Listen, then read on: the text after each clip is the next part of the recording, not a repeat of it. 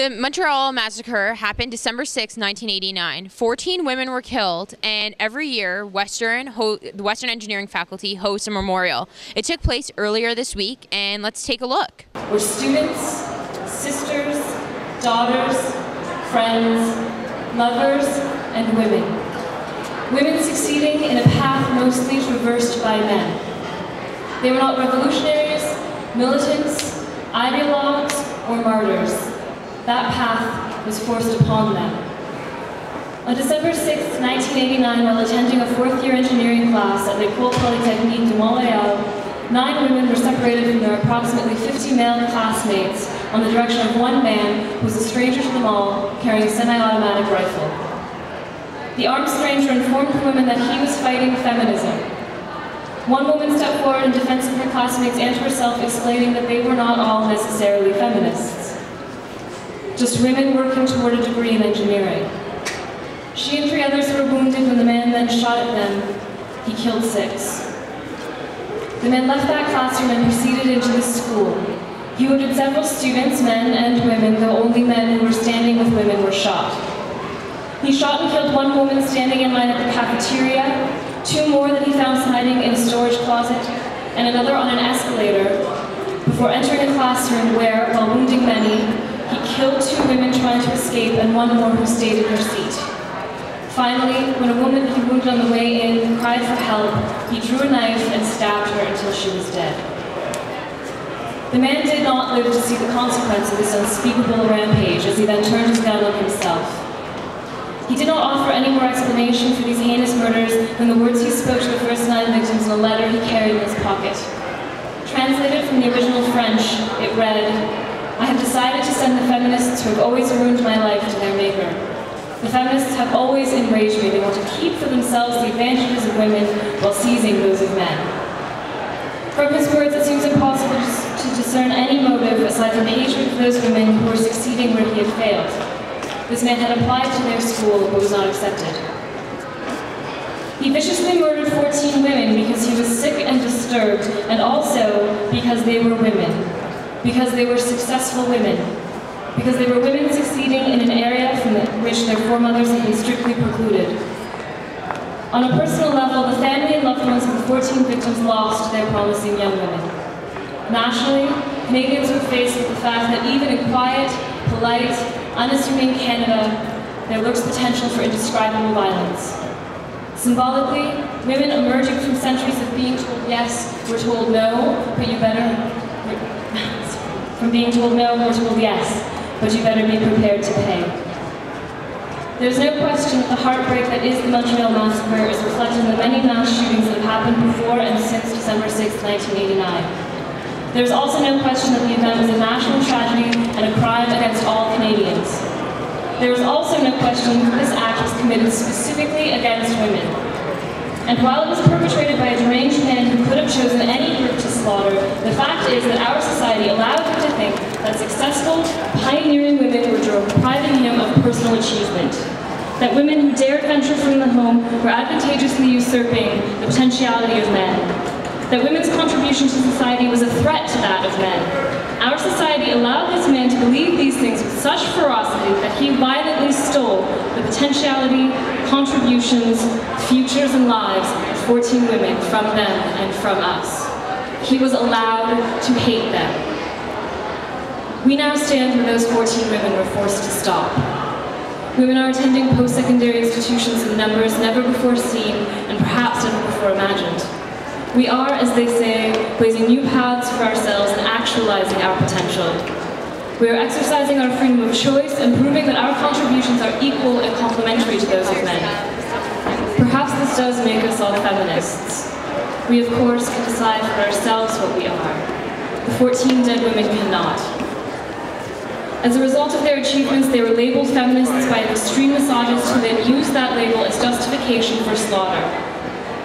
As a result of their deaths, they become involuntary martyrs, sorrowful beacons illuminating the pervasive problem in our society that is disrespect for, hatred towards, and violence against women.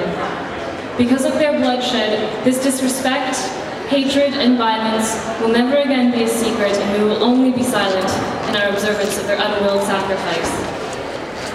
And as we remember these 14 women today, may we also remember all women who are victims of hatred and violence. The 5 Amish girls murdered in Nickel Pines, Pennsylvania.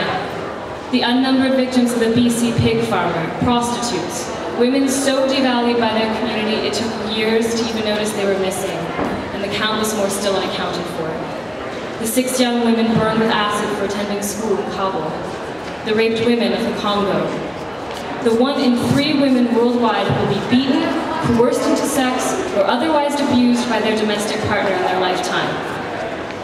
Let us remember. Let us say no more. Let us demand better, and let us work tirelessly in our efforts until it stops.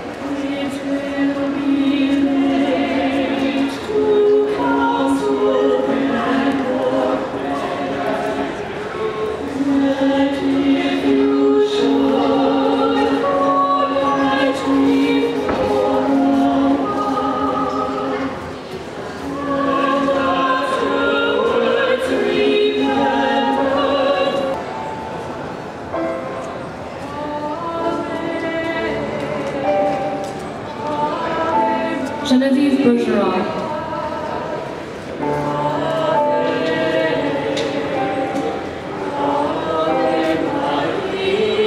Aileen Colgan.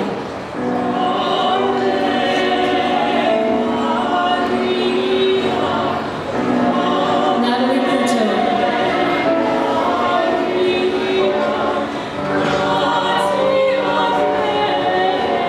Barbara Daniel.